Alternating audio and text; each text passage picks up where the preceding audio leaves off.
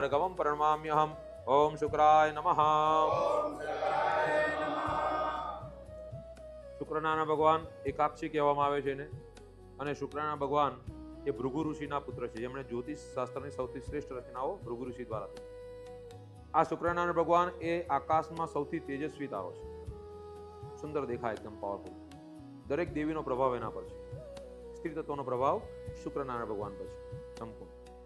આ શુક્રનારાયણ ભગવાન એ શિવના પરમ ભક્ત છે, અને એમણે મૃત્યુ સંજીવની વિદ્યા પ્રાપ્ત કરી અને રાક્ષસોને જીવંત કર્યા. આખા બ્રહ્માંડમાં શિવ પછી એક જ જણ પાસે મૃત્યુ સંજીવની વિદ્યા છે, એ આ શુક્રાચાર્ય. આ શુક્રાચાર્ય એક ગુરુના વિરોધી હતા, અને ગુરુદેવના ગુરુ છે, તો પછી શુક્રાચાર્ય પાસે બી બહુ જ્ઞાન, તો કરવું શું? એમના જ્ઞાનનો બી એમણે ઉપયોગ કરવો પડે ને, કોઈને આપવું પડે. જ્ઞાન તમે રાખી મૂકો તો એ ઘટી જાય, વેચો તો એ વધે, અને પુણ્ય વધે. તમારા દ્વારા બે માણસ કે સારા કામ કરે તો તમારું બી પુણ્ય વધે. એટલા માટે આપણે કોઈને કહીએ કે ભાઈ તું આમ, તો શુક્રાચાર્ય વિચાર કરે કે આ લોકો હમણાં તો બધા દેવને રાખી લીધા છે, મારે કોને રાખવા? તેમણે રાક્ષસોને રાખ્યા. રાક્ષસોનો ઉદ્ધાર કરવા માટે ગયા, અને રાક્ષસોને એ લોકોએ સર્વશ્રેષ્ઠ એમને જ્ઞાન આપ્યું, ને એ લોકોને ભગવાનની નજીકમાં પહોંચાડ્યા. રાક્ષસી તત્વના માણસને પહોંચાડવું એટલે બહુ મોટું આકરું કામ છે ને. તો ખરાબ માણસને સારા માર્ગે લઈ જવું એ ઇઝી નથી. તો શુક્રાચાર્ય પાસે એ પાવર, એમનામાં એવું જ્ઞાન કે રાક્ષસો એમની વાત માનતા, અને એ લોકો ભગવાનને, પરમેશ્વરને તપસ્યા કરીને પ્રાપ્ત કરી લેતા. અનેક જાતની વિદ્યાઓ, અનેક જાતના તાકાતો એમણે પ્રાપ્ત કરી, સિદ્ધિઓ પ્રાપ્ત કરી રાક્ષસોએ, અને પોતાના કુળનો ઉદ્ધાર કરી. શુક્રાચાર્યનો મુખ્ય ઉદ્દેશ રાક્ષસી કુળનો ઉદ્ધાર હતો. એટલા માટે શુક્રાચાર્ય રાક્ષસોને યોગ્યતમ સ્થિતિ સુધી પહોંચાડે, અને પેલું જ કામ ઇન્દ્રલોક પર તેને શાસન કરવું, બધાને હેરાન કરવા, અને પછી ભગવાનના હાથે મરીને મોક્ષ પ્રાપ્ત. ભગવાન હાથે મરવું એટલે મોક્ષ છે. કેમ કે રાક્ષસો બીજી કોઈ રીતે આગળ જઈ શકે નહીં. એ લોકોની વૃત્તિ, એ લોકોની સ્થિતિ એવી છે, એ લોકોનું સ્થાન એવું છે કે લોકોએ ખરાબ કર્મ કરીને ભગવાન હાથે મરે તો જ મોક્ષ મળે, બાકી જન્મ લ્યા કરવો પડે. રાક્ષસી કુળની અંદર જ જન્મ થાય.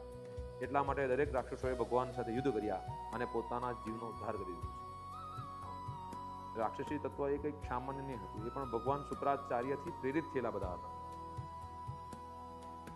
એટલા માટે એ લોકોએ ખરાબ માર્ગે, એ લોકો ખરાબ તત્વોથી જન્મેલા, એટલે ખરાબ માર્ગે આગળ વધે. તો એ લોકો આગળ વધીને પણ ભગવાનની પ્રાપ્તિ કરી. એ ગુરુ જ કરાવી શકે, બીજા કોઈ ના કરાવી શકે. એટલા માટે ગુરુ સર્વશ્રેષ્ઠ છે. શુક્રાચાર્ય એમના ગુરુ હતા, અને એમણે પોતાના જીવનમાં માત્ર એ લોકોના માટે યોગ્યતમ પરિસ્થિતિઓ પ્રાપ્ત કરાવી, આગળ માર્ગમાં વધારતા ગયા. આ શુક્રાચાર્યને વંદન કરવાના. શુક્રાચાર્ય એટલે શુક્ર પોતે, એને વંદન કરવાથી જીવનમાં ઐશ્વર્યની વૃદ્ધિ થાય છે. જે તમારી સ્થિતિઓમાં તમે જીવન કરતા હોય, જીવતા હોય, તેમાં નામ પ્રતિષ્ઠા ફેમસ થઈને લોકો તમારા જીવનને જોઈને નહીં, પણ તમારા શરીરને જોઈને, તમારા ચહેરાને જોઈને પ્રભાવિત થાય, એ સ્થિતિ શુક્ર પ્રાપ્ત કરે. દેખાવ બહુ સુંદર આપે, એકદમ જબરદસ્ત. વાણી એટલી બધી પાવરફુલ હોય તે બુધને કારણે, તેની સાથે અંદર સુંદરતા પ્રાપ્ત કરાવે શુક્ર.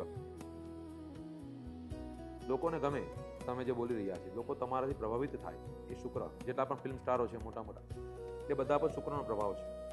જે મોટા નાટક કરતા, નાટક કૃતિઓ કરતા હોય, તેને જોઈને તમે પ્રભાવિત થતા હોય, જે સારા ચહેરા જોઈને પ્રભાવિત છે, બધા પર શુક્રનો પ્રભાવ હોય છે.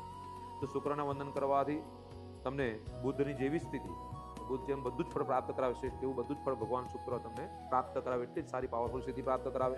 એ ખરાબ હોય તો એટલું જ ખરાબ જીવન પણ એ પ્રાપ્ત કરાવે છે. ખરાબ વિચારો બી પ્રાપ્ત કરાવે, ખરાબ સ્થિતિઓ પ્રાપ્ત કરાવે, બધું જ શુક્રાચાર્ય પ્રાપ્ત કરાવે છે. તો શુક્રને વંદન કરવાના, કે ભગવાન શિવના પરમ ભક્ત છે.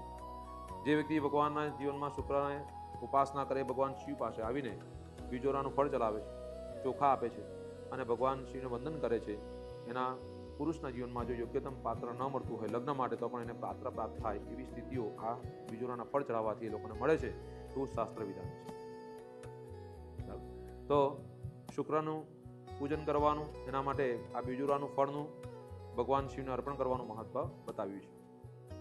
તો શુક્રાચાર્યને વંદન કરવાના. શિવના પરમ ભક્ત છે, અને એમના કારણે મૃત્યુ સંજીવની વિદ્યા પૃથ્વીલોક પર બધાને પ્રાપ્ત થઈ.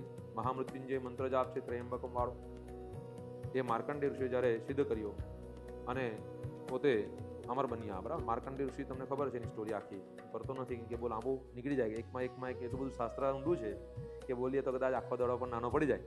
પણ એ માર્કંડેય ઋષિનું 12 વર્ષનું આયુષ્ય, અને તેમને જ્યારે ખબર પડી કે મારું તો આયુષ્ય પૂરું થવાનું, માતા પિતા રડે છે, અને તે વખતે દોડતા ગયા ભગવાન શિવના લિંગ પાસે વળગી ગયા, અને ત્યાં એક જ મંત્ર જાપ એમણે કર્યો મહામૃત્યુંજયનો, અને તેમણે એ જે રચના કરી ભગવાન શિવને પાસે વળગીને ભગવાનની જે સતત પ્રાર્થના કરી એ પ્રાર્થનામાંથી ભગવાન શિવ પસંદ થયા અને જ્યારે યમરાજાના યમલોકના ગણો આવ્યા ત્યારે ભગવાન શિવના ગણો ત્યાં પહોંચી ગયા અને એમને પાછા વાળ્યા અને ભગવાન શિવે એમને આશીર્વાદ આપ્યા અને તે માર્કંડેય જે હતા જે 12 વર્ષના હતા એ ચિરંજીવી એટલે કે એમનું મૃત્યુ જ નથી આવ્યું.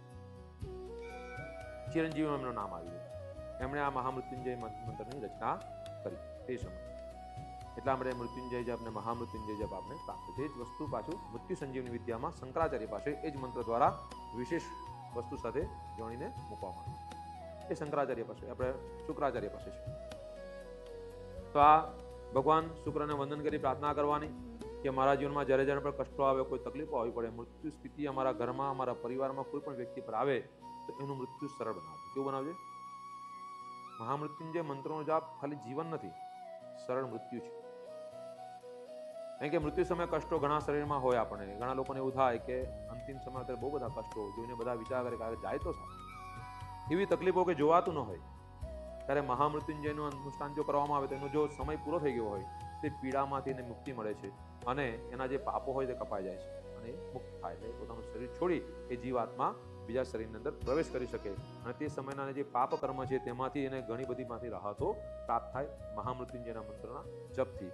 એ ખાલી જીવન આપે છે એટલું નથી, મૃત્યુ પણ આપે છે. સારું, બે રીતે ફળ પ્રાપ્ત કરાય, જીવન પણ અને મૃત્યુ પણ. જે તે વ્યક્તિનું જીવન કેટલા વર્ષનું છે એ આપણે નક્કી કરી શકતા નથી. વિધાતે આપણા માટે લખીને તૈયાર જ મૂકેલું છે કે તમે આટલા જ દિવસ જીવવાના છો. આ તમારી તારીખ ફિક્સ છે, મરવાનું બધાનું જ ફિક્સ છે. કોઈનું પણ એવું નથી કે મારું મૃત્યુ નથી થવાનું, બધાનું ફિક્સ હોય તારીખ, ત્યારે જ મૃત્યુ થાય. પણ એ પહેલા જે આપણા બધા જે રોગો આવે છે, જે કષ્ટો આવે છે, આપણા પાપ કર્મ છે અને પાપ કર્મને કારણે આપણને અનેક જાતની શરીરમાં પીડાઓ, રોગો પ્રાપ્ત થાય. તેનું કારણ એ છે કે આપણે પૈસા તો ભેગા કર્યા પણ પહેલા મેં કીધું તેમ એમાંથી કોઈ પુણ્ય કર્મ, સારા કર્મમાં પૈસા વાપર્યા નહીં. લક્ષ્મી ઘરમાં તિજોરીમાં બંધ થઈને ગુંગળાયા કરે અને વિચાર કરે અરે મને કંઈ નીકળવું પડશે ને તો હું તો ગણાઈ જવાની, મરી જવાની. લક્ષ્મી મરી જાય જ્યારે એક જ જગ્યા પર રહેતા. એ જો ફરે ને તો જ એનામાં જીવનતા રહે. એટલા માટે એને ફેરવવી પડે. તો ફેરવવા માટે શું કરવાનું? તો આપણે જાતે ફેરવીએ તો ક્યાં ફેરવીએ? શતમાર્ગમાં ફેરવીએ. અને એની જાતે ફરે તો ક્યાં જાય? દવાખાના, હોસ્પિટલ કે પછી દારૂ જુગારના ખરાબ ક્ષેત્રમાં જાય. એટલે આપણે જ ફેરવવી પડે અને તે પણ વિચારીને ફેરવવાની. ને મોજ શોખો તો કરવાના, શરીરમાં જરૂરિયાત છે એ ખાવા પીવાનું બધું જ ખાવાનું, કોઈ વાંધો નથી. ના નથી, સારી ઉત્તમ વસ્તુ ખાઓ, ફરો ફરો, બહુ પૈસા છે તમારી પાસે, સારું ઐશ્વર્ય, સારા કપડાં પહેરો, કોઈ વાંધો નથી. પણ એની સાથે સારા માર્ગમાં એ પૈસાનો ભાગ વાપરતા બી જજો. ને તો પછી શું થશે કે એક જ બાજુ એસ મજાને કરીને તમે આ જન્મ તો ભોગવી લેશો, આવતા જન્મમાં જીરો હશે. પછી મજૂરના ઘરે જન્મ લેવાનો, પછી મજૂરી કરીને ફાટેલા કપડાં પહેરીને જીવવું પડે. ને અત્યારે આપણે ગમે એટલા કપડાં પહેરેલા હોય તો ત્યારે કંઈ હોતું, કારણ કે પુણ્ય નહીં સંચિત કર્યું, લક્ષ્મી તો મળી ગઈ. બરાબર.